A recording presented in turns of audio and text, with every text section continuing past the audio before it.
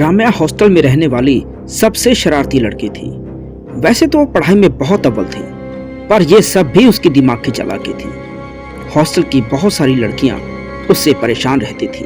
Warden ने कई बार उसे चेतावनी दी थी, पर उसका उस पर कोई असर नहीं होता था। राम्या अक्सर जब भी किसी के साथ शरारत करती थी तो उसका नतीजा हमेशा बुरा होता था। एक दिन उसने अपनी सहेली प्रिया को लात मार कर गिरा दिया, जिससे प्रिया को बहुत चोटें आईं। प्रिया गिर गई, प्रिया गिर गई। तभी वार्डन ने राम्या को डांटा। देखो राम्या, ये तुमने अच्छा नहीं किया।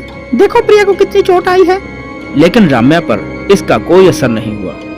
राम्या को भूत प्रेत, चुड़ैल, पिशाच और डायन ऐसी कहानियां और फिल्में देखना बहुत पसंद था, और इन्हीं फिल्मों को देखकर वो उन्हीं के जैसे लड़कियों को डराया भी करती थी। उसकी इस शरारत से एक बार तो एक लड़की पूरे एक हफ्ते तक अस्पताल में भर्ती रही। एक बार रात को राम्या अकेली फिल्म थिएटर से लौट रही थी। उसकी पसंद की फिल्म देखने वाला उसके जैसा कोई साथी नहीं था। रात काफी हो चुकी थी। बेखौफ सड़क पर चलते हुए राम्या को अचानक लगा कि कोई उसका पीछा कर रहा है। राम्या ने देखा तो पीछे कोई नहीं था। जैसे ही राम्या अगले मोड़ पर मुड़ी, तभी उसे लगा कि पेड़ के पीछे से कोई उसे देख रहा है। उसने मोबाइल की टॉर्च लाइट ऑन की तो उसे दो चमकीली आंखें दिखाई दी। राम्या डर गई। खौफ से उसके कदम पीछे हटने लगे। लेकिन तभी एक बिल्ली बाहर आई। उसे देखते ही राम्या ने राहत की सांस ली और ताली बजाकर जोर जोर से हंसने लगी। हे, मैं तो खामखा डर गई। भूत भूत कुछ नहीं होता। इतना कहकर राम्या वहां से चली गई।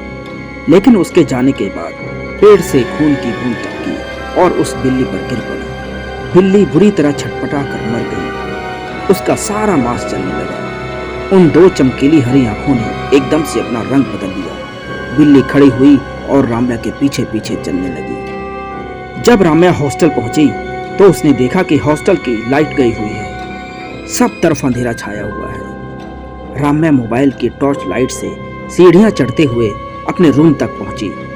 रूम तक पहुंचते ही लाइट आ गई। उसने स्विच ऑन किया और अपनी चप्पल उतारी। अचानक से लाइट फिर चली गई और हर तरफ अंधेरा हो गया। राम्या ने मोबाइल की टॉर्च लाइट ऑन की और टॉर्च लाइट ऑन करते ही उसकी चीख पूरे कमरे में गूंजने लगी, क्योंकि उसके सामने एक लंबे कद की भयानक चुड़ैल खड़ी थी।